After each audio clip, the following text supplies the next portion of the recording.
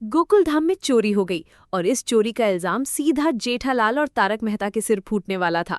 Office से 35,944 रुपए का कैश गायब है और जैसे ही पुलिस और फिंगरप्रिंट चेकिंग की बात उठी, जेठिया के पसीने छूट गए। लेकिन सबसे बड़ा भूकंप तब आया जब भिड़े ने भागते हुए जेठालाल को रोका और कहा, मैं बताता हूं कि इसने चेक ऑफिस में कब और कैसे रखा। क्या भिड़े ने बीती रात का डुप्लीकेट चाबी वाला सारा खेल देख लिया था? सुबह सुबह सारी भौज सोसाइटी ऑफिस के बाहर ऐसे जमा थी जैसे किसी बड़े आतंकवादी का सरेंडर होने वाला हो। जेठालाल सीना चौड़ा करके ऐसे खड़ा था जैसे उसने अकेले दम पर कोई जंग जीत ली हो। तभी पोपटलाल अपनी छाती तान कर और हाथ में चाबी घुमाता हुआ वहां प्रकट हुआ। बापूजी ने कड़क आवाज में कहा कि पोपटलाल आ गया है, आइए आइए। भिड़े, जो अपनी स्कूटर सखाराम को भी इतनी शिद्दत से नहीं घूरता, उसने तुरंत पोपटलाल से चाबी मांगी ताकि वो ताला खोल सके। लेकिन क्या जेठालाल इतनी आसानी से ऑफिस खुलने देने वाला था? बिल्कुल नहीं। जेठालाल अपनी ओवर एक्टिंग की दुकान खोलते हुए तुरंत बीच में कूद पड़ा। उसने भिड़े को ऐसे ताना मारा जैसे भिड़े कोई बहुत बड़ा शातिर क्रिमिनल हो। जेठालाल ने तंज कसते हुए कहा कि भिड़े इतनी जल्दी में क्यों है? कहीं वो सबके आने से पहले अंदर जाकर उसका चेक गायब करने की प्लानिंग तो नहीं कर रहा? ये सुनते ही भिड़े का ईगो हर्ट हो गया। उसने चिढ़कर कहा कि वो जेठालाल की तरह गलत काम नहीं करता। पोपटलाल भी अपना घमंड दिखाते हुए छाती ठोकने लगा कि उसके होते हुए सोसाइटी में कोई गलत काम हो ही नहीं सकता। पर क्या पोपटलाल को पता था कि उसकी नाक के नीचे सबसे बड़ा कांड तो हो चुका है? बापूजी आज पूरे फुल कॉन्फिडेंस में थे। उन्होंने भिड़े को सीधा अल्टीमेटम दे दिया कि अपनी टांगों की वर्जिश शुरू कर दे, क्योंकि आज उसे पूरी सोसाइटी के सामने उठक बैठक करनी ही पड़ेगी। भिड़े ने भी हार नहीं मानी। उसने पलटवार करते हुए कहा कि बस कुछ देर रुकिए चाचा जी, अभी दूध का दूध और पानी का पानी हो जाएगा। तभी बबीता जी, अय्यर, हाथी भाई और रोशन भाभी का पूरा गैंग वहां लैंड हो गया। कोमल भाभी तो टेंशन में भगवान को ऐसे याद कर रही थी जैसे कोई उल्का पिंड सोसाइटी पर गिरने वाला हो। लेकिन इस भारी टेंशन के बीच जेठालाल की आंखों में एक अजीब सी चालाकी क्यों चमक रही थी? जेठालाल इतना ज्यादा ओवर कॉन्फिडेंट था कि उसने सोढ़ी को देखते ही कह दिया कि आते आते ढोल लेकर आना, क्योंकि आज भिड़े रिदमिक उठक बैठक करने वाला है। तभी पीछे से एक कान फोड़ू आवाज आई। सोढ़ी सच में एक बड़ा सा ढोल गले में टांगे चला आ रहा था। सोढ़ी ने ऐलान कर दिया कि आज इस ढोल की ताल पर पता चलेगा कि किसकी पोल खुलती है।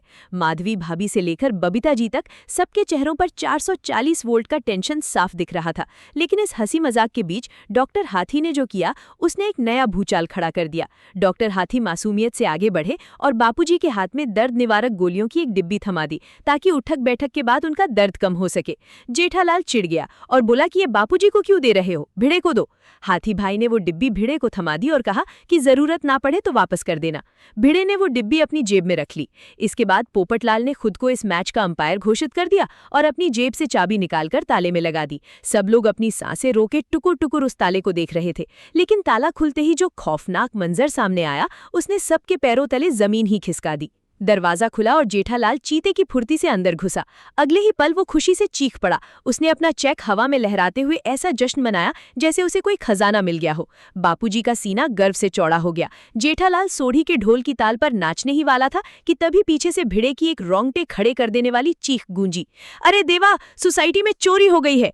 भिड़े की इस एक लाइन ने पूरे गोकुलधाम के खून को बर्फ की तरह जमा दिया। जेठालाल का नाच हवा में ही फ्रीज हो गया और उसकी मुस्कान गायब हो गई। पर आखिर चोरी हुआ क्या था? भिड़े ने कांपते हाथों से ऑफिस का कैश बॉक्स बाहर निकाला। उसने रूहानसी आवाज में बताया कि सोसाइटी के फंड के पूरे 35,944 रुपए गायब है। बबीता जी से लेकर सोढ़ी तक सबके होश उड़ गए। कोमल भाभी चिल्लाईं कि ये दिन दहाड़े चोरी कैसे हो गई। पोपटलाल ने तुरंत अपना जासूसी दिमाग दौड़ाया। उसने बारीकी से चेक किया कि ना तो खिड़की टूटी है, ना ही दरवाजे पर कोई खरोच है। ताला भी उसी चाबी से खुला है जो पोपटलाल की जेब में सुरक्षित थी। तो फिर ये अदृश्य चोर ऑफिस के अंदर घुसा कैसे? पोपटलाल का दिमाग तुरंत एक ही कंक्लूजन पर पहुंचा। उसने जोर से ऐलान कर दिया कि ये काम पक्का किसी डुप्लीकेट चाबी बनाने वाले का है। डुप्लीकेट चाबी शब्द सुनते ही जेठालाल और तारक मेहता के पैरों के नीचे से मानो पूरी पृथ्वी ही खिसक गई। जेठालाल ने घबराकर धीरे से तारक की तरफ देखा। तारक का चेहरा ऐसा सफेद पड़ गया था जैसे किसी ने उसे फांसी का फंदा दिखा दिया हो। दोनों मन ही मन उस गफूर भाई चाबी वाले को कोस रहे थे जिससे उन्होंने रात को ताला खुलवाया था। लेकिन क्या अब इनकी जान बच पाएगी? पोपटलाल गुस्से में उबलने लगा। उसने कसम खा ली कि वो वो उस चोर की दुनिया हिलाकर रख देगा। सोढ़ी ने भी अपनी आस्तीन चढ़ाते हुए कहा कि वो चोर के पुर्जे पुर्जे अलग कर देगा। बापूजी ने मामला शांत करते हुए वो 2 शब्द कह दिए जिससे जेठालाल सबसे ज्यादा खौफ खाता था, पुलिस को बुलाओ। भिड़े ने तुरंत हामी भर दी।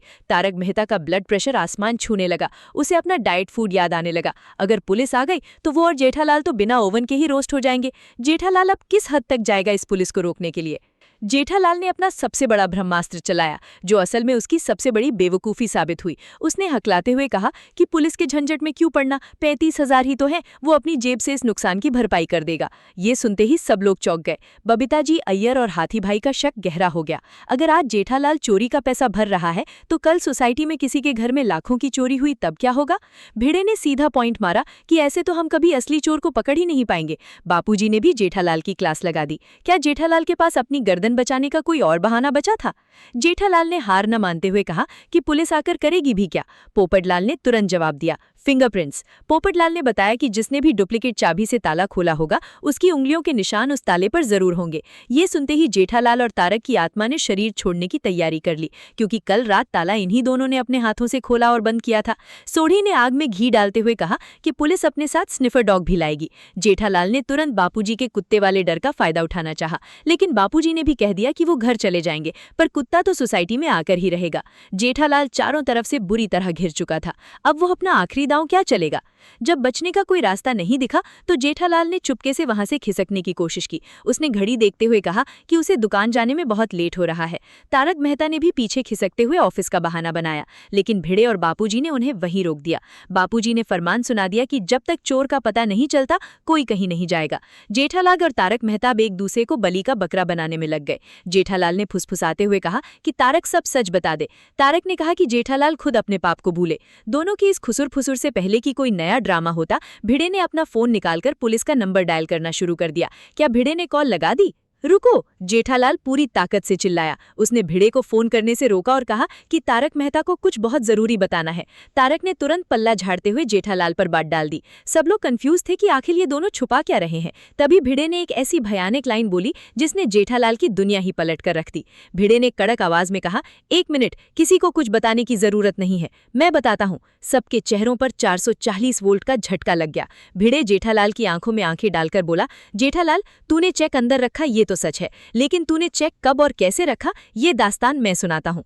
जेठालाल का दिल धक धक करने लगा। उसे लगा कि भिड़े सिर्फ तीर तुक्का मार रहा है।